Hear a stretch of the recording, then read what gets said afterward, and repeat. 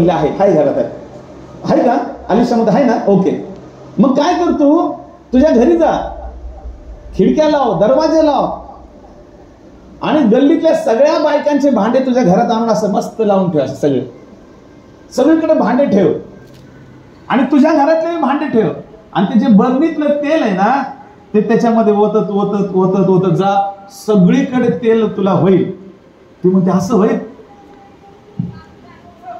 घरी जाते लेकरांना सांगते झाले गल्लीतून सगळे आपल्या बायकांचे भांडे आणा मग हांडे आणतात बादले आणतात टीप आणतात जे काय भांडे आहे ते आणून सगळ्या घरामध्ये ठेवतात आणि हिच्या घरातले बी काढतील लहान काय सांग तांब्या देखील ती खाली ठेवते आणि मग ती वतायला सुरुवात करते तर ते धडाधड सगळे मोठे मोठे हांडे टिपा काय बरणे असतील किंवा डबे असतील सगळं भरायला लागतं ती म्हणते आणत जा ही भरत जाते ते पोरं आणतात ही भरत जाते पूर्ण घरभर सगळं तेल होतं आता हे तेल त्या बाईसाठी काय आहे वा आता तुम्हाला समजलं तुम्हाला लिंक लागली मला काय बोलायचं ओके म्हणजे हे तिच्यासाठी काय आहे म्हणजे तिला गरज आहे काहीतरी आता तेल विकून ती काय करणार आहे तिची उपजीविका भागवणार आहे कर्ज फेडणार आहे आणि इतकं तेल म्हणजे फार झालं म्हणजे 2 लाखाची गरज तिला 20 लाख भेटले म्हणजे आंधळा मागतो 1 डोळा देव देतो 2 डोळे असं झालं पाहिजे 2 लाख घरातच 20 लाखाचं तेल बापरे आता म्हणजे हे तेल त्यासाठी काय झालं एक आशीर्वाद ठरलं माझ्या आता 1 राजाचं पुस्तक 17 अध्याय इथं एलिया नावाचा सेवक आहे एलिया कुठे गेला अहाब राजाच्या त्या ठिकाणी राज्यामध्ये होता इस्रायलामध्ये आणि त्याला दुष्काळ पडला आता दुष्काळ पडल्यानंतर आपल्याला माहिती आता बी जर दुष्काळ पडतो तर खाण्याचं पिण्याचं बांध आहे माणसाला खायला अन्न मिळत नाही प्यायला पाणी मिळत नाही काम धंदा मिळत नाही महागाई भयंकर होते आणि हा तर देवाचा सेवक शिल्लक काय नसतं देवाच्या सेवक कधी बँक बॅलन्स नसतो त्याच्याकडे रोजची भाकर खाणारा तो असतो आणि एलिया पण तसाच होता आणि झालं असं की दुष्काळ पडला मग दुष्काळ पडला आता दुष्काळात त्याला खायला पाहिजे त्याला पाणी पाहिजे मग त्याने परमेश्वराकडे प्रार्थना केली आणि परमेश्वराने त्याला परमेश्वर सांगितलं की त्या रानात जा करीत नावाचा ओढा आहे ओहळ त्याला म्हणतात मराठीमध्ये ओहळ आणि ओढा मग तिथे जा मी त्या ठिकाणी तुझ्यासाठी प्रबंध केलेला आहे मग हा एलिया तिकडे जातो आणि जाऊन पाहतो तिथं मस्त पाणी येत आहे जिवंत पाणी सगळीकडे जनावर पाण्या वाचून मारतायत माणसांना पाणी नाही हाकार माजलेला आहे लोक पाण्यासाठी अत्यंत त्रासलेले आहेत पण याच्यासाठी एका झरा एक ओहळ किंवा एक ओढा देवाने चालू ठेवला रानामध्ये कुणीच नाही तिकडे कुणी जायना पण का जायना कोणालाच माहित नाही तिकडे काय देवाने तो झरा चालू ठेवला ह्याला सांगितलं जा तिकडे आता बघा दुष्काळ आहे दुष्काळामध्ये त्याला पाणी प्यायला नाही तिथं ओढ्यात करून येऊन बसवलं ओढा त्यासाठी काय आहे बरं तेवढं दिलं का त्याला त्या ठिकाणी सांगितलं की तुला कावळ्यांच्या द्वारे आणलं तिथं कावळे त्याला रोज गरम गरम भाकरी आणायचे बघा विचार करा बायबल सांगतं हारावरती भाजलेली भाकरी आणि मांस म्हणजे मटण गेले मटण खायचं म्हणून त्याला मटण तुम्ही खात नसेल तुम्हाला दुसरं मटण विचार करा गरम गरम ते कोण आणायचंय एक कावळा मटण आणायचा एक कावळा भाकरी गरम गरम कुठून येत असेल अहो त्यावेळेस खायला लोकांना अन्न नाही काहीतरी तुम्हाला माहिती 1972 मध्ये आपल्या लोकांनी काय काय खाल्लेलं इथं महाराष्ट्रात गवत खाल्लेलं शेळ्याचे खायचं ना शेळ्यांचं जे खाद्य ते लोकांनी खाल्लंय सुकडीचा प्रकार तुम्हाला माहिती आहे सुकडी म्हणजे जे रस्त्याला काम करायचे त्यावेळेस किंवा डोंगरामध्ये खड्डे खांदायचे आणि मग ते 1 किलो काळे मावशाला माहिती आहे सुकडी मी पण पाहिलेली सुकडी तळ्यामध्ये त्यावेळेस तलावाचे काम करून घेतले रस्त्याचे काम करून घेतले डोंगरातले काय म्हणजे सरकारला जे काम करायचे ते करून घेतलं मग त्याच्या बदल्यात काय होतं सुकडी द्यायची सुकडी काय होती गव्हाचे टरफल होते गव्हाच्या टरफल आणि त्याचं ते मग ते लोक तसंच खायचे ते शिजवायला देखील त्यांच्याकडे वेळ नव्हता तसंच खायचे असं सुकडी लेकरं देखील खायचे माझ्याकडे म्हणजे त्या ठिकाणामध्ये कोणाला काय नाही पण एलियासाठी रोज 2 वेळेस सकाळी संध्याकाळी गरम गरम भाकरी मटण गरम गरम आणि तो रानात बसलाय, लोक इकडे फार हाहाकार झालाय आणि लोकांची स्थिती अशी. मग आता तो जो झरा आहे किंवा ओहोळ जे ओढा आहे तो येण्यासाठी काय आहे? आशीर्वाद. गुड. आता आपल्याला ठाऊक आहे 4 अध्यायामध्ये वेल सुकला है ना. आता तो का सुकला? तेल पण नंतर थांबलं. का थांबलं? जसं मी तुम्हाला म्हटलं की ओहोळ तो देखील आटला. आपला प्रश्नच होता सुरुवातीला, आशीर्वाद का थांबतात? आता तिघांनाही आशीर्वाद मिळाला. वेल कोणासाठी होता? योनासाठी, पण तो सुकला. तेल कोणासाठी होतं? विधवेसाठी, परंतु थांबलं. ओहोळ कोणासाठी होता? एलियासाठी, पण तो आटला. म्हणजे तेल बी संपलं, ओढा बी आटला आणि वेल पण सुकला. मग देवाने ते सुरू केलं. आपण पाहिलं, वेल कुणी आणलं? देवाने उभून आणलं. तेल कुणी दिलं? देवानेच दिलं. ओहळ कुणी चालू ठेवला? वडा देवाने चालू ठेवला. कावळ्याला कोणी सांगितलं त्याला भाकर दे त्याला रोज? देवाने सांगितलं. वेळ काळानुसार सगळ्या गोष्टी झाल्या, ओके, मिळालं. परंतु काळ वेळेनुसार ह्या सगळ्या गोष्टी आपण तिन्ही गोष्टी, वेल बी सुकला, तेल बी थांबलं आणि ओहळ बी आटला माझ्या. आता वेल जो आहे तो सुकण्याचं कारण समजून घ्या. योनाचा 4 अध्याय 3 वचन इकडेच वाचूया आपण. इथे वाचा 4 अध्याय 3 वचन. बाय मागून जरा ससन बदल वाचा. आता कोण बोलतोय? हा योना बोलतोय. बघा मी तुम्हाला काय सांगते माहिती का? वेल का सुकल्याचं कारण सांगतोय. वेल सुकला योनाच्या जीवनामध्ये, त्याचं कारण आहे काय बाबाचं व्रत. तर आता हे परमेश्वरा माझी विनंती आहे, माझा प्राण घे, कारण जगण्यापेक्षा मला मरण बरे वाटते. कोण म्हणतोय? हे योना म्हणतोय. काय म्हणतोय? हे परमेश्वरा माझी विनंती ऐक, माझा प्राण घे, कारण जगण्यापेक्षा मला मरण बरे वाटते. म्हणून त्याच्या जीवनामध्ये वेल सुकला माझ्या. देवाकडचा आशीर्वाद कधी संपत नाही, कारण जगातलं कुठलाही आशीर्वाद जो आहे ना तो क्षणासाठी असतो, काही काळासाठी असतो. परमेश्वराकडचा जो आशीर्वाद आहे तो अनंतासाठी असतो माझ्याकडे. परंतु तो देवाकडचा आशीर्वाद आहे कधी कधी मनुष्याच्या काही चुकांमुळे तो थांबतो. इथं काय बरं योनाची चूक तुम्हाला दिसते? काय तो म्हटला? त्यांनी काय म्हणायला पाहिजे? असं म्हणायला पाहिजे का देवाला की माझा प्राण घे, कारण जगण्यापेक्षा मला मरण बरे वाटते? आज माझ्या प्रियानो, अनेक लोकांच्या जीवनात देवाने सुरू केलेले आशीर्वाद थांबलेत. का? अशाच रीतीने चाललंय, मला मरायचंय, मला जीवन नकोय, मला काय सुख नाही. देवाने आशीर्वाद दिले, परमेश्वराने सगळं काय विपुल दिलेलं आहे. परंतु माणूस काय म्हणतोय? नाही नाही नाही, माझ्या जीवनात काय बरं नाही, देवा मला मारून टाक म्हणतो ना माणूस. म्हणतात की नाही? कशामुळे? थोडस काहीतरी असतं, कुठेतरी थोडीशी निराशा आपल्या जीवनात येते, कुठेतरी थोडासा पराजय आपला वाटतो, कुठेतरी कुणीतरी विरोध आपल्या होतं आणि त्यावेळेस मग आपण लगेच देवाला म्हणतो, हे प्रभू आता बस झाला, आता मला सहन होत नाही, आता मी सहन करू शकत नाही, नाही नाही नाही नाही, आता जगण्यात काही अर्थ नाही, मला मारून टाक किंवा मरू दे. देवाला तरी आम्ही असं म्हणतो, नाही तर आम्ही दुसऱ्या व्यक्तीला तरी असं म्हणतो की मला जगायचं नाही आणि मरणारच आहे आणि आत्महत्याच करणार, मला जगून काय फायदा नाही वगैरे वगैरे. म्हणजे आपण स्वतःहून काय करतोय? मृत्यूच्या आत्म्याला आमंत्रण देतो. परंतु त्याच प्रकारे आमच्या जीवनामध्ये देवाकडून जे काही आशीर्वाद आलेला आहे त्या आशीर्वादाला थांबवायचं कारण आम्हीच ठरतो माझे. म्हणून आपल्या शब्दांकडे नेहमी हमखास ध्यान दे. आपण काय बोलतोय, आपण काय करतोय, आपण कसं उच्चारतोय शब्द, काय विचार करतोय. योनाने बघा देवाकडे प्रार्थना केली. काय प्रार्थना करतो हा ग्रस्त? माझा प्राण घे. आणि परत असं म्हणतो, हे परमेश्वरा माझी विनंती ऐक. म्हणजे तो विनंती ऐक म्हणतो, मग विनंती काय करावी त्याने? अशी, माझा प्राण घे, कारण जगण्यापेक्षा मला मरण बरे वाटते. काय उन्ह होतं त्याला? अहो उन्हात बसला, देवाने त्याची इतकी काळजी घेतली की त्याच्यावर ते भोपळ्याचा वेल उगून आणला. पा योनाची इतकी काळजी देवाने घेतली की बघा त्याच्यासाठी असा वेल असतो भोपळ्याचा.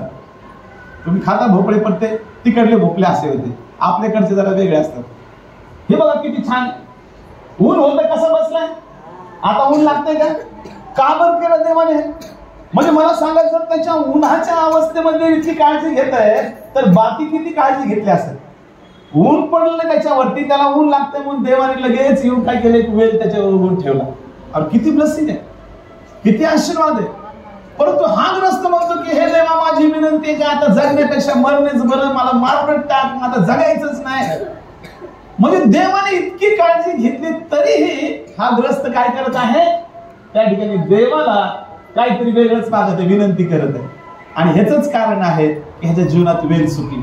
आज तुम्ही जर असे शब्द बोलणारे आहात, तुम्ही जर तुमच्या परिवारामध्ये, तुम्ही जर तुमच्या नातेगोत्यांमध्ये, नातेसंबंधांमध्ये जर अशा प्रकारे तुम्ही तुमच्या जीवनाला तुम्ही वैतागलेले आहात, तर तुम्ही जीवनाला वैतागले, ओके, तुमच्या जीवनात काही त्रास असेल, समस्या असेल, अडचणी असतील, मी त्याला डिनाय करत नाही, असेल. परंतु ते असण्यामुळे जर तुम्ही म्हणताय की मला मरायचंय, ज्या दिवशी तुम्ही बोलता मला मरायचंय, देवाने जे तुमच्यासाठी सुरू केलेलं असतं तिकडे थांबतं माझ्याकडे.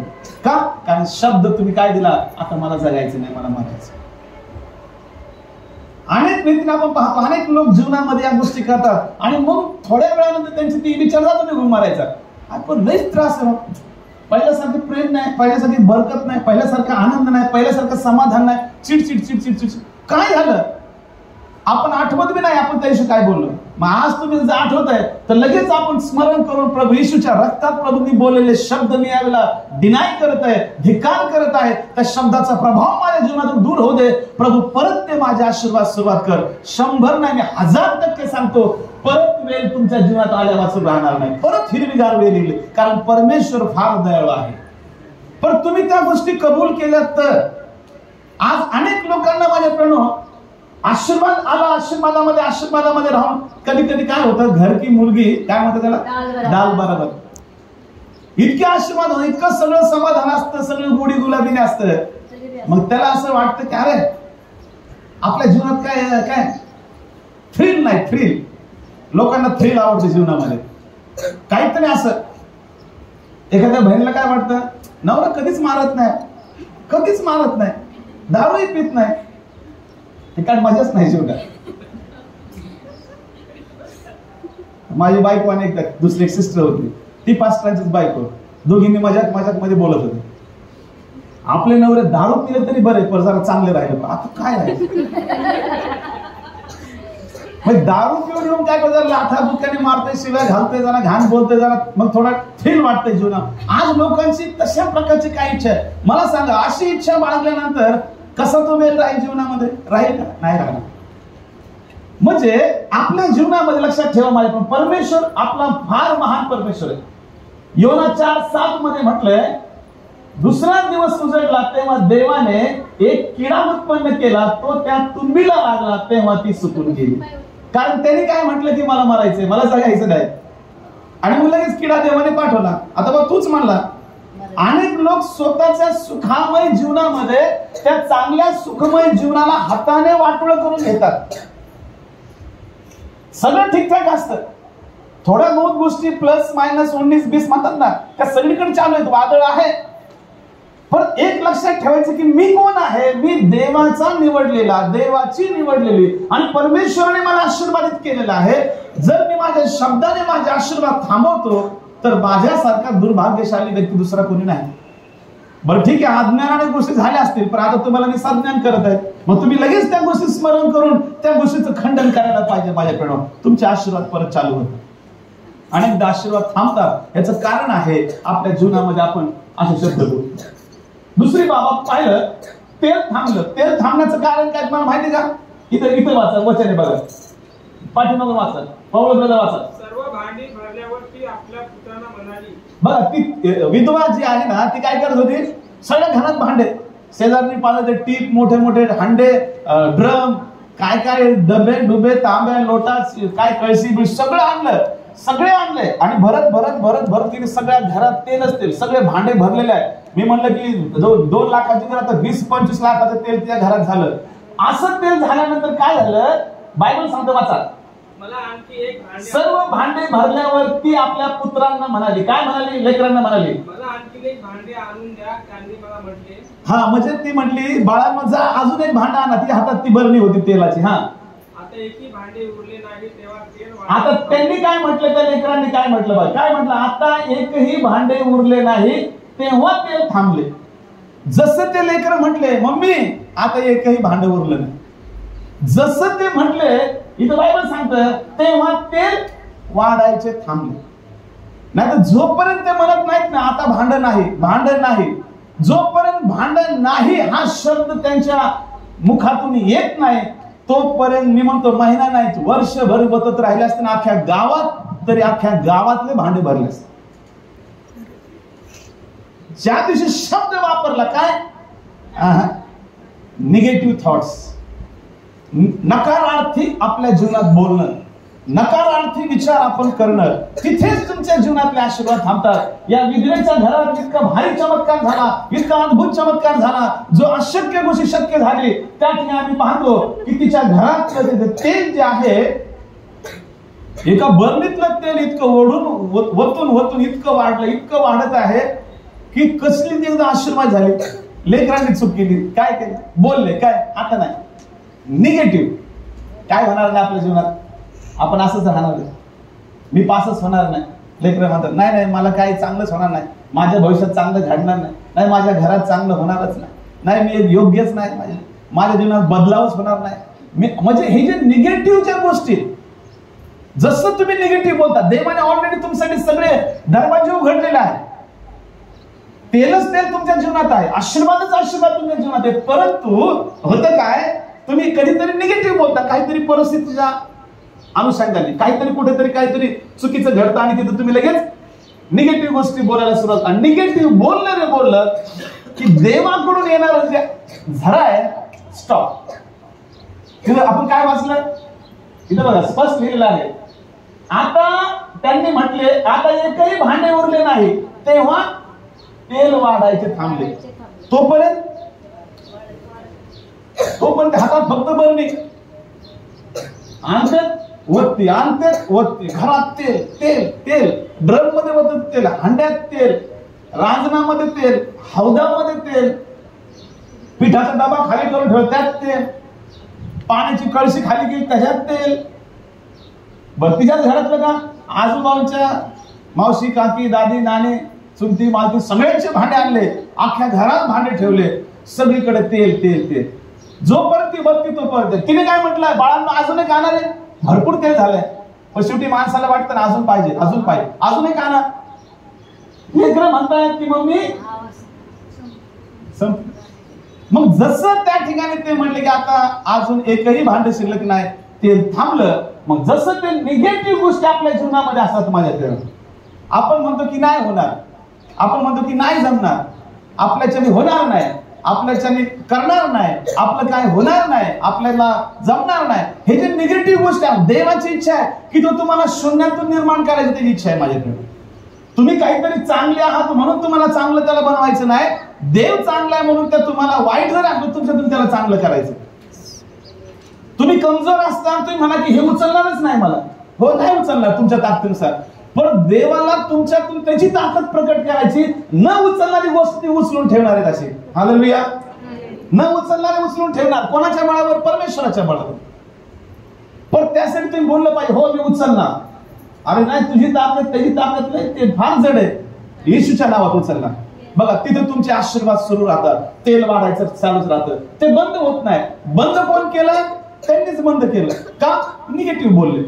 आज असंच आहे तुमच्या जीवनात देखील माझ्या प्रेरणो, बराच समयापासून तुम्ही आशीर्वादित आशीर्वादित आशीर्वादित आशीर्वादित आशीर्वादित आहात, आणि मग काहीतरी प्रसंग अवधानाच्या नुसार प्रसंगाच्या नुसार तुम्ही बोलता काय होणार, संपलेला एंड झालेलं आहे. ज्यावेळेस असे बोलता लगेच तुमच्या जीवनामध्ये तेल थांब, आशीर्वाद थांब.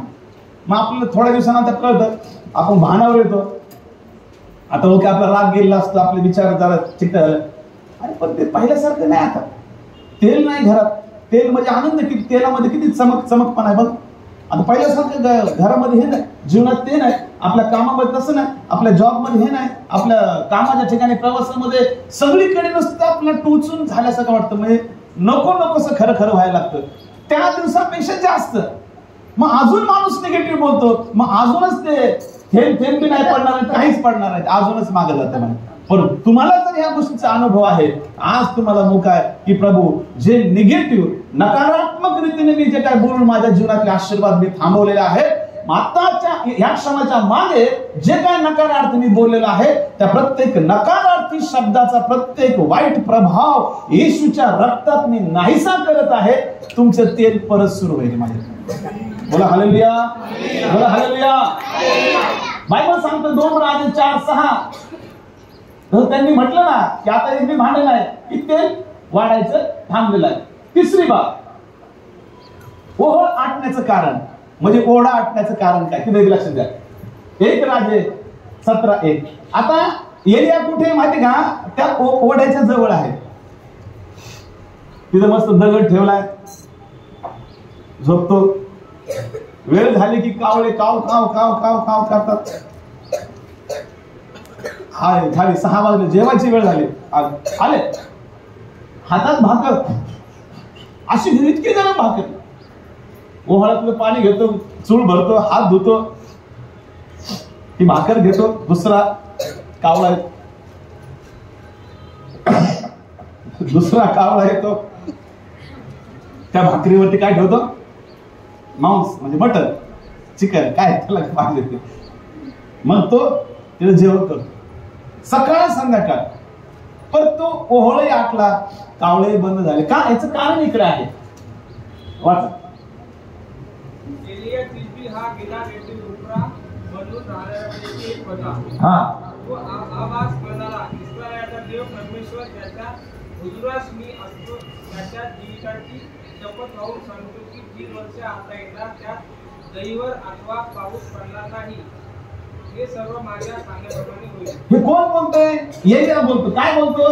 आता येणार जे वर्ष येणार आहे त्याच्यामध्ये दहीवर अथवा पाऊस पडणार नाही, हे सर्व माझ्या सांगण्याप्रमाणे होईल. बोललं कोणी?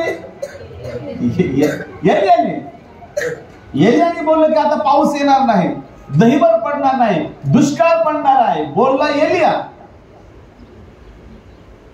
आता एलिया बोललं तर मग काय, 100% ओहळ बी आटणारच आहे.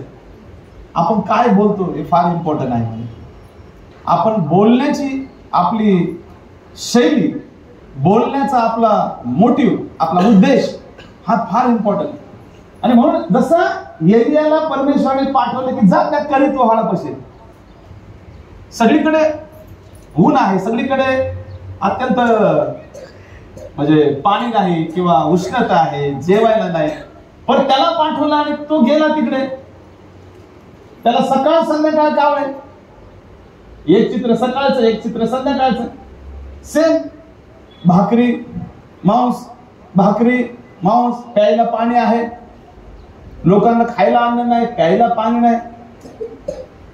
आणि हा म्हटला काय, दुष्काळ पडणार.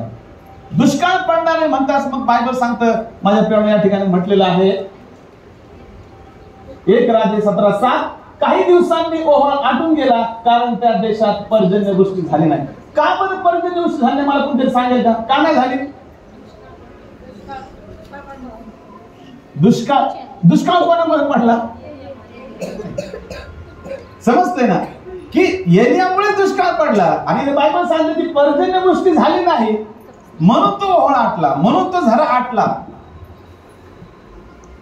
जर एलिया बोलला नसता तर देवाने प्रबंध केला असता. एलिया बोलला दुष्काळ पडणार, तर मग दुष्काळ पडला. त्याचा प्रभाव काय झाला हे बायबल सांगतं 17:7 मध्ये. काही दिवसांनी ओहळ आटून गेला कारण त्या देशात पर्जन्यवृष्टी झाली नाही. बोला हालेलुया. 1 राजे 17:2-6 मध्ये असं म्हटलंय, परमेश्वराचे वचन त्याला प्राप्त झाले की इथून निघून पूर्व दिशेत जा व यार्दने समोरील करीत ओहळानजीक लपून राहा. त्या ओहळाचे पाणी तुला प्यायला मिळेल आणि मी कावळ्यांना आज्ञा केली आहे की ते तुला अन्न पुरवतील. परमेश्वराच्या सांगण्याप्रमाणे करून तो यार्दने समोरच्या करीत ओहळानजीक जाऊन राहिला. कावळे त्याला भाकरी व मांस सकाळ संध्याकाळ आणून देत होते व ओहळाचे पाणी तो पित होता. म्हणजे त्याचा तशा प्रकारे त्याचा प्रबंध परमेश्वर त्या ठिकाणी करत होता माझ्याकडे. ओके, वचनात काय आहे? याकोबाचा अध्याय 5 17 वचन. इथं काय म्हटलं, वाचा पौलबद्दल वाचा जरा. एलिया आपल्या सारख्या स्वभावाचा माणूस होता. एलिया कसा होता बघा. एलिया इतका म्हणजे एलियाचा सारखा माणूस बायबल मध्ये नाही, खतरनाक माणूस आहे. म्हणजे ज्यावेळेस त्याच्याकडे 2 राज्यामध्ये जर पाहिलं ना, त्याच्याकडे सैन्य ज्यावेळेस राजाने पाठवायचं ना, 50ची तुकडी पाठवली. हा डोंगरावर बसलाय, त्याला धरायला माणसं पाठवले, 50चा सरदार 50ची तुकडी, जा त्याला धरून आणा. राजाने पाठवली. हा डोंगरावर बसलाय, तो म्हणतो ए राजा आज्ञा लवकर खाली ये. हा म्हणतो, एलिया म्हणतो मी जर देवाचा सेवक आहे तर तुमच्यावर स्वर्गातून आग पडून तुम्ही मरून जाऊ. क्षणात आग पडायची, लगेच मरून जाईल. राजाने परत दुसरे पाठवले. ते म्हणले राज आग काय खाली आहे. यांनी तसंच म्हणलं काय मी जर देवाचा सेवक आहे तर स्वर्गातून आग पडून हे लोक मरून जाऊ दे. 50च्या 50 51 लोक खतम. एलिया बरोबर बोलणं बी कठीण होतं माझ्याकडे त्या समयाने. असा तो माणूस एलिया. पण त्याच्याविषयी काय म्हटलं या ठिकाणामध्ये, एलिया आपल्या सारख्या स्वभावाचा माणूस होता. पुढे त्याने पाऊस पडू नये अशी आग्रहाने प्रार्थना केली. हा, आणि 3.5 वर्ष पृथ्वीवर पाऊस पडला नाही. किती वर्ष? 3.5 वर्ष पाऊस पडला नाही. परंतु एलिया कसा होता? तो काय निराळा होता का? दुसरा ग्रहावर आला होता का?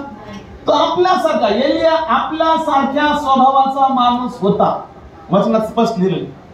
म्हणजे जर एलियाने चूक केलेली आहे किंवा एलिया काहीतरी बोललेला तर आमच्याकडून होतंय, किंवा आम्ही जर बोलतोय तर एलिया बी माणूसच आहे. निराळं काय नाही. तुम्ही काही गोष्टी निगेटिव्ह बोलता, तुम्ही कदाचित आशीर्वाद तुमच्याकडून खंडित झाले असतील, बंद झाले असतील. परंतु माझ्या ह्याच्यामध्ये मोठं दुःख मानण्याची गरज नाही. एक लक्षात ठेवणं गरजेचं आहे की आपले आशीर्वाद का बंद झालेले आहे, आपली बरकत का थांबलेली आहे, आपलं समाधान का रोखलेलं आहे, आपल्या घरातला आनंद का गेलेला आहे, आपल्या जीवनातली उत्स्फूर्तता का नाहीशी झालेली आहे, आपल्या जीवनातला होप, जी उद्याची आशा आहे ती का संपुष्टात आलेली आहे. याचं कारण काय माहिती का माझ्या प्रियानो? तर आम्ही या एलियाच्या स्टोरीवरून आम्ही निष्कर्षाला पोहोचू शकतो की कुठेतरी कशा तरी रीतीने आपली जीभ त्याला कारणीभूत आहे. हालेलुया. नीतिसूत्र 10:19 काय सांगतं? फार वाचाळता असली म्हणजे पापाला तोटा नाही, पण जो आपली वाणी स्वाधीन ठेवतो तो शहाणा माणूस आहे. फार तुम्ही वाचाळ बोलता, फार बडबड करता, फार नुसतं न्याव न्याव न्याव बोलता. तर बायबल सांगतं फार वाचाळता काय करते? पापाला तोटा नसते. म्हणजे पाप फार घडतं, जास्त बोलल्याने जास्त पाप घडतं. परंतु आपली वाणी स्वाधीन ठेवतो तो शहाणा माणूस आहे. म्हणून आपली वाणी स्वाधीन ठेवायला शिका. आपले शब्द आपल्या कंट्रोल मध्ये ठेवायला शिका. तुमचे आशीर्वाद चालू राहतील. माझ्याकडे कुणी त्याला बंद करू शकणार नाही. समजतंय का? तुमचे आशीर्वाद कंटिन्यू झरा वाहत राहील.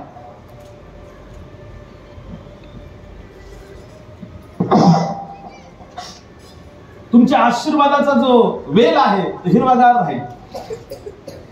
तुमच्या आशीर्वादाचं तेल सतत वाढत राहील. तुमचा झरा सतत वाहत राहील. केव्हा? ज्यावेळेस तुमची वाणी तुम्ही काय कराल? स्वाधीन ठेवाल. स्वाधीन वाणी फार महत्वाची आहे. Praise the Lord. याकूब 1:19 मध्ये म्हटलंय प्रत्येक माणूस कसा असावा? वाचा सगळे.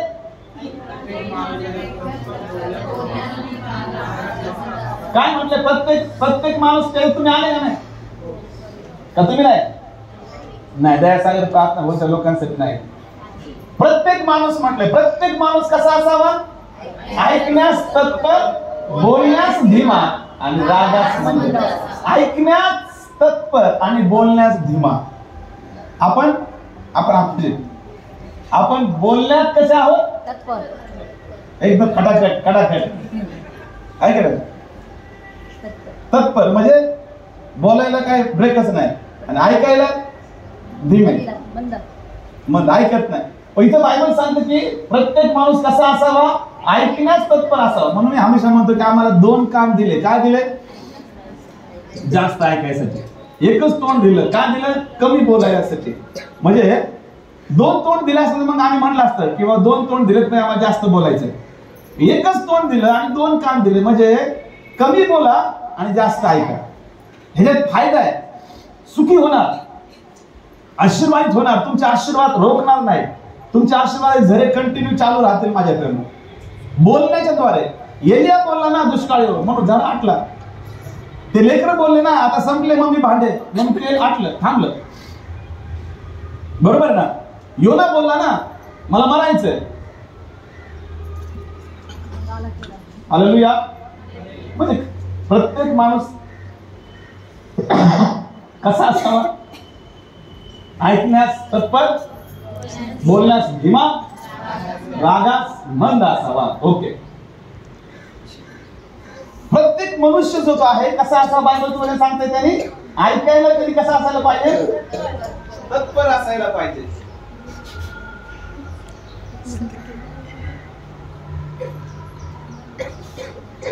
प्रेज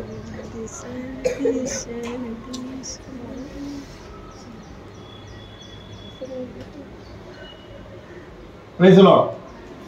जरा सर्दी झाली आज, मला कशाने झाली माहित नाही. नाही मला घरात तरी. ओके, हा आपण कुठे होतो? इथे होतो ना. प्रत्येक माणूस ऐकण्यास तत्पर, बोलण्यास धीमा व रागास मंद असायला पाहिजे. आता बायबल सांगतं माझ्या प्यानो की बोलायला आम्ही कमी पाहिजे आणि ऐकायला आम्ही जास्त पाहिजे. आम्ही उलट करतोय आणि त्याच्यामुळे कितीतरी लोक आज अत्यंत समस्येमध्ये आहेत. त्याच्या शब्दांमुळे ते त्रासात, अडचणीत, नुकसानीत, तोट्यात, एकटेपणात आहेत. कशामुळे? शब्द काय माहिती का? शब्दामुळे सगळे. शब्दामुळे त्रास पण आहे, शब्दामुळे नुकसान पण आहे. काय नुकसान आहे? जे देवाकडून जे आशीर्वाद सुरू आहेत ना त्याला ब्रेक लागतं. कशामुळे? बोलण्यामुळे. जितकं तुम्ही कमी बोला तितके तुमचे आशीर्वाद काय होतील माहिती का? कंटिन्यू राहतील. जास्त बोलणे आशीर्वादाला ब्रेक आहे, लक्षात ठेवा. कारण आपण वाचलं याकोबाच्या 1:9 मध्ये, 19 मध्ये की जर तुम्ही कमी बोलता म्हणून जीभ आपली सांभाळा, आपले शब्द सांभाळा. आपल्या शब्दामुळे काय घडतंय? नुकसान आहे, तोटा आहे, त्रास आहे, एकटेपण आहे. शब्दामुळे एकटेपण पडतं. माझ्याकडे एकटा पडतो माणूस. शब्द जर आपले ठीकठाक नसतील, जास्त आपण वाचाळ बोलणारे असो तर काय होत आहे? आपण एकटे पडतो.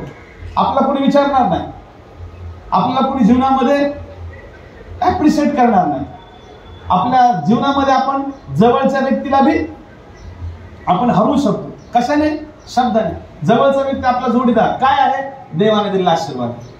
मग देवाने दिलेला आशीर्वाद कशाने दूर होतोय? दुसरं काय कारण आहे का? दुसरं काय कारण आहे का? सांगा बरं.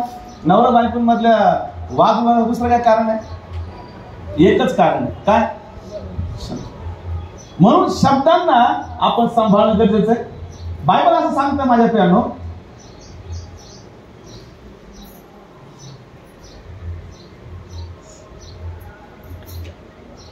आदाम आणि हवेचं उदाहरण थोडंसं मी ठेवलं या ठिकाणामध्ये.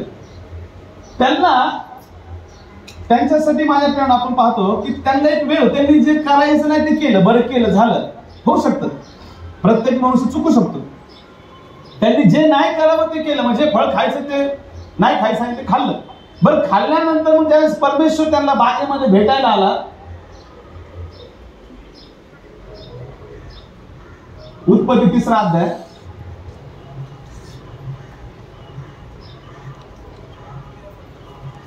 हा 3रा अध्याय 8 ते 13. या ठिकाणी थोडस वेळाभाव मी वाचतो जरा. इकडे बघा थोडस. ज्यावेळेस त्यांनी फळ खाल्लं जे खायचं नको होत, मग परमेश्वर तिकडे आला. सुळप्याचा वारा सुटला असता परमेश्वर देव बागेत फिरत होता. त्याचा आवाज त्यांना ऐकू आला. तेव्हा परमेश्वर देवाच्या दृष्टी पडून आदाम व त्याची स्त्री बागेतील झाडांमध्ये लपली. तेव्हा परमेश्वर देवाने आदामाला हात मारून म्हटले, तू कोठे आहेस? बरोबर आहे. आता ज्यावेळेस देवाने विचारले, आता ह्यांनी काय केलं? चूक केली. आता मोका काय ह्यांनी काय, म्हणजे कधी कधी काय होतं, काय बोलायला पाहिजे आपण ते न बोलता भलतच बोलतो.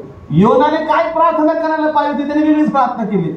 आता मला जगणं कठीण आहे, मला मरायचंय, मला जगायचं नाही वगैरे वगैरे. विनंती करतो देवा मला मारून टाक. इथं ह्यांना देवाने एक संधी दिली. चुकलेत ना, ओके, माणूस चुकणार नाही तर माणूस कसला? देवाला माहिती ना याला मातीचा बनवलं. म्हणतो की मला माहिती की तू माती आहे. मग त्या मातीच्या व्यक्तीला परमेश्वर येऊन काय म्हणतो या ठिकाणामध्ये, तू कोठे आहे? त्याला देवाला माहित नाही का आदम कुठे लपलाय? या पूर्ण बागेमध्ये तो कुठे बसलाय? कुठल्या झाडाच्या मागे लपलाय? काय केलंय? माहिती ना. तो सर्व जाणणारा परमेश्वर आहे. तो काल आज उद्या युगानुयुग एक सारखा देव आहे. तो माणूस पाहिलं की माणसाच्या अंतःकरणात काय चाललंय सगळं त्याला क्लिअर आहे. तुम्ही आई बाबापासून लपवाल, नवऱ्यापासून बायकोपासून लपवाल, जवळच्या व्यक्तीपासून लपवाल, पण देवापासून आपण काहीच लपवू शकत नाही. आदमाला पाहिलं किंवा आदम तिथं नाही असं कसं काय देवाला माहिती की तो तिथं लपलेला आहे. का लपलाय त्याचं कारण माहिती, पण तरी प्रभू त्याला आवर्जून म्हणतो, आदमा तू कुठे आहे? याचा अर्थ देवाची इच्छा होती की आता त्यांनी बोलावं तर तोंड उघडताना त्यांनी पश्चातापाचं तोंड उघडावं. म्हणजे यावर दंडवत घालावा, बापा मी चुकलोय, तू म्हणला खाऊ नको, मी खाल्लंय, मला माफ कर. छाती बडून बडून त्याने देवाकडे पश्चाताप करावा. देवाने लगेच त्याला क्षमा केली असते. हालेलुया, बोला हालेलुया. पण तसं तोंड उघडलं ना, बघ काय म्हटला तो, म्हणाला मी बागेत तुझा आवाज ऐकला तेव्हा मी नग्न आहे म्हणून भिवून लपलो. पहिली गोष्ट, देवाला माझी घरी तो म्हणतो मी लपलो. बर, देवाने म्हटलं तू नग्न आहेस, तुला कोणी सांगितलं ज्या झाडाचे फळ खाऊ नको अशी मी तुला आज्ञा केली होती ते त्याने तू फळ खाल्लेस काय? आता आदामाने काय म्हणा, पश्चाताप करावा ना, म्हणा देव माफ कर, खाल्लंय. आता म्हणतो जी स्त्री तू मला सोबतीला दिलीस तिने त्या झाडाचे फळ मला दिले आणि ते मी खाल्ले. मी नाही कुणी, तिने कुणी, तू नाही का दिली मला? म्हणजे देवाला तू काय म्हणतो का, ती जी स्त्री तू मला सोबतीला दिली, म्हणजे मी मागितली नव्हती. मी नाही म्हणलं की मला बायको पाहिजे, मी नाही म्हणलं की मला नवरा पाहिजे, तू दिली. म्हणजे देवाला ब्लेम करत आहे. अनेक लग्नामध्ये बघा थोडे दिवस चांगला संसार होतो, नंतर काहीतरी बिघडलं की त्या जमवणाऱ्याला म्हणतात तुम्ही जमवलं. आता उद्या प्रीतीचं लग्न करून दिलं, साक्षीचं लग्न करून दिलं, मी दिलं की ते थोडंफार भांडायला लागले, काय म्हणणार? लगेच असं तुम्ही तुम्हाला दिलं तो बरोबर होते. ठीक आहे, ते आताच असं केलं, असं सरळ चालतं. असं इथं आदामानेच ते केलेलं आहे. आदाम काय म्हणतो बघायला येतं, हे मी नाही दिलेलं, बायबलचं वचन, जी स्त्री तू मला सोबतीला दिलीस. म्हणजे बाबा मी तर म्हणलं नव्हतं मला पाहिजे. तो विनाकारण बसून सगळ्या जनावरांना रोज बघत बसायचा आणि असमाधानी होता. आणि म्हणून बायबल सांगतं की परमेश्वराच्या वचनात म्हटलं की मनुष्याने एकटं राहणं हे चांगलं नाही. कारण तो नुसतं जनावरांना बघायचा, कोणीतरी आपल्यासारखा असेल, पण कुणीच नाही, सगळे जनावर, सगळ्यांचे नावं ठेवले, एक बी आपल्यासारखा नाही. म्हणून देवाने त्याला झोपी घातलं, त्याची पासळी काढली, हवेला बनवलं, त्याला दिलं. आता हे माझ्या हाडातलं हाड आहे, माझ्या मांसातलं मांस. म्हणजे त्यांनी देवाने त्याची गरज पूर्ण केली. हा महाभाग काय म्हणतो, मी नव्हतं माहित, तू दिली आणि तिने मला फसवलं, तिने ते फळ खाल्लं आणि तिने ते मला चारलं. म्हणजे जे नाही बोलावं ते बोलतोय बघा, तिने दिलं आणि मी ते खाल्लं. बर, परमेश्वर देव स्त्रीला म्हणून काय म्हणाला, हे तू काय केलंस? देव तिला म्हणतो. मग ती काय म्हणते, स्त्री काय म्हणाली, तिने तरी पश्चाताप करवणार नाही. ती म्हणते सर्पाने मला भुरळ घातली म्हणून मी ते खाल्ले. वा रे वा, तिने त्या सर्पाने मला भुरळ घातली, त्याने मला फसवलं, कुणी? सर्पाने. म्हणजे हे दोघेही काय करतायत, निहून गोष्ट त्या एकमेकावर, आदाम हवेवर, हवा सापावर. अशा व्यक्तीने ते जे बोलायचं ते न बोलता भलतच बोलले. बोलायला पाहिजे तर काय आणि वेगळंच बोलले. शब्द दिलाय ना, तिथंच पश्चाताप केला असता, मॅटर क्लोज, परत झरे सुरू झाले असते. मग हे त्यांचा शब्द योग्य नाही वापरला, काहीतरी चुकीचे शब्द बोलले, ब्लेम केलं, देवाला दोष लावला, जोडीदाराला दोष लावला. आणि म्हणून आपण पाहतो की शेवटी त्यांना माझ्या प्रेरणो त्या एडन गार्डन मधून बागेतून त्यांना हाकलून दिलं, बाहेर गेले आणि त्या ठिकाणी भिरभिरती तलवार ठेवली. परत त्यांची बागेमध्ये एंट्री होता कामा नये. मग त्यांना या जगामध्ये प्रवेश मिळाला आणि ते महिमावंत रूप त्यांनी गमावलं. आदामाला आजार नव्हता, हवेला आजार नव्हता, काम कष्ट नव्हते, घाम नव्हता, काटे कुसळ नव्हते, आराम, आनंद, शांती, समाधान हा आशीर्वाद त्यांच्या जीवनात होता. माझ्याकडे कुठे कसल्या प्रकारचं क्लेश त्यांच्या जीवनात नव्हता, अंधकार त्यांच्या जीवनात नव्हता, रोगराई जीवनात नव्हती. ते पूर्ण त्या आशीर्वादाचे झरे त्यांच्या जीवनात होते माझ्याकडे. पण जसं त्यांनी काहीतरी चुकीचं बोललं, म्हणून मी म्हटलं की आपले शब्द जे आहेत ते फार महत्वाचे आहेत. आपल्या शब्दांना आपण सांभाळायला पाहिजे. आपली जीभ अत्यंत भयंकर. बायबल सांगतं, याकोबाचं पत्र 3रा अध्याय 5 वचनात म्हटलंय, जीभ ही लहानसा अवयव असून मोठ्या गोष्टींची फुशारकी मारते. पहा, लहानशी आग केवढ्या मोठ्या रानाला पेटवते. जीभ कशी बघा, हे बायबल सांगतं की लहानशी आग केवढ्या मोठ्या रानाला रानामध्ये वनवा पेटतो, वनवा पेटताना काय एकदाच मोठी आग लागते का? कुठेतरी एक थिंडी पडते, एक थिंडी. तर जीभ कशी आमच्या शरीरामध्ये थिंडी सारखी आहे.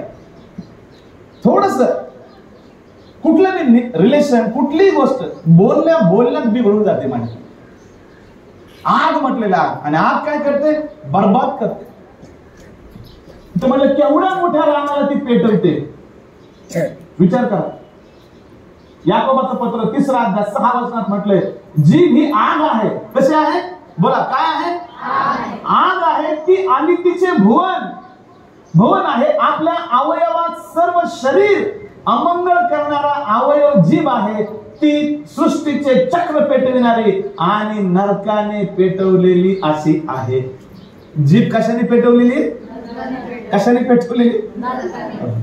हे बायबलचं वचन सांगतंय माझे. म्हणजे जिभेला तिने लिहिलंय की तुम्ही व्हेल माशाला कंट्रोल करू शकता, वाघाला कंट्रोल करू शकता, सिंहाला कंट्रोल करू शकता, सापाला कंट्रोल करू शकता. करतात की नाही? सापाला गारडी नाचवतो, वाघाला सिंहाला कंट्रोल करतात, हत्तीला कंट्रोल करतात, माशांना कंट्रोल करतात, पण हिला कुणी कंट्रोल करत नाही. Praise the Lord. ही आपल्याकडे जी जीभ दिलेली आहे ही नरकाने पेटलेली अशी आहे म्हटलेलं आहे. म्हणून हा फोटो लावलाय बघा, नरकाच्या आगीने पेटलेली आहे. कारण ही जी बोलते ना, बोलल्याने पूर्ण गोंधळ जीवनामध्ये, माणूस त्रासामध्ये पडतो, माणूस एकटा पडतो, माणूस त्याने निराश राहतो. माणसाच्या जीवनामध्ये त्या बोलण्याच्या द्वारे, त्या शब्दाच्या द्वारे पूर्ण वादळ येतं. वादळ फक्त वाऱ्याचं नाही, तर वादळ कशाचं येतं? अग्नीचं. कारण त्या जिभेला आग म्हटलेलं आहे. जीभ ही आग आहे अशा प्रकारे बायबल सांगते माझ्याकडे. बोला हालेलुया. शेवट करतो. म्हणून जर आपल्याला वाटतंय आपला आशीर्वाद सदा राहायला पाहिजे, समाधान आशीर्वाद आपल्या जीवनात राहायला पाहिजे, देवाने दिलेल्या सगळ्या गोष्टी आपल्या जीवनात राहायला पाहिजे, आपली ती वेळ नेहमी हिरवी राहायला पाहिजे, आपलं तेल नेहमी वाढत राहायला पाहिजे, आपला झरा नेहमी वाहत राहायला पाहिजे, तर त्यासाठी फक्त माझ्याकडे आपली जीभ जी आहे तिला मस्तपैकी कंट्रोल मध्ये ठेवा. होता होईल तेवढं बोलणं बंद करा. बोलूच नका. बोलायचं कमी करा. याकोबाच्या पत्रात पहिल्या अध्यायात म्हटलंय की जो कमी बोलतो तो सुखी आशीर्वादित माणूस आहे. जास्त बोलायला गेलं की बघा सगळा बिघाड. कारण ते आग आहे आणि आग काय करते? शांत बसते का? पेटवून टाकते. आणि पेटवलेल्या गोष्टी नेहमी राख होऊन जातात. मग शब्दाने अनेकदा आपण धोक्यात येतो. याचं कारणच आहे की देवाने दिलेले आशीर्वाद आपल्या जीवनामध्ये थांबतात. माझ्या लक्षात ठेवा. देवाकडून आलेलं सुख, देवाकडून आलेलं आरोग्य, देवाकडून आलेली बरकत, देवाकडून आलेलं समाधान, देवाकडून आलेली उत्स्फूर्तता आपल्या जीवनामधल्या त्या शब्दांमुळे स्टॉप होतं, थांबून जात. योना काय म्हटला? मला नाही जगायचं, मला मरायचं. अरे तुला जगवलंय देवाने. अरे देवाने तुला इतकं चांगलं जीवन दिलं, तुझ्यावर इतकं प्रेम आहे, तू उन्हात बसला म्हणून देवाने लगेच वेल उगवला, एका क्षणार्धात वेल निर्माण केला. तुझ्यावर किती प्रेम आहे. नाही नाही नाही, मला जगायचं नाही, मला मरायचंय. देवा माझ्या विनंती आहेत, मला मारून टाक. त्या शब्दाने वेल सुकून गेली माझ्याकडे. कितीतरी तेल अजून महिनाभर बदला असतं तरी तेल वाढत गेलं असतं. हरकत नाही. मुलं काय म्हटले? मग मी आता एक बी भांड, म्हणजे गावात भांड शिल्लक राहिलं असं झालं का? तिच्या घरातलं सगळं भरलं, पूर्ण कानाकोपरा भरला. ओके, मग अख्खं गाव काय त्या ठिकाणी भांड्या विरत राहिलं का? ह्यांनी कुठून भांडे आणले असतील? शेजारचे 2 घर त्यांनी सगळे दिले असतील का? पाण्याचा हांडा नसेल खाली केला, माठ नसेल खाली केला, काय दिला असेल? थोडस डब्बा दिला असता वजा. त्यांनी सांगितलं नाही ना आम्हाला तेलाला पाहिजे, आम्हाला मम्मीने सांगितलं मग कळशी घेऊन जा, अंडा घेऊन जा, जो मोकळा आहे तो घेऊन जा, थोडासा डब्बा घेऊन जा, तांब्या घेऊन जा, लोटा घेऊन जा, दिला असेल.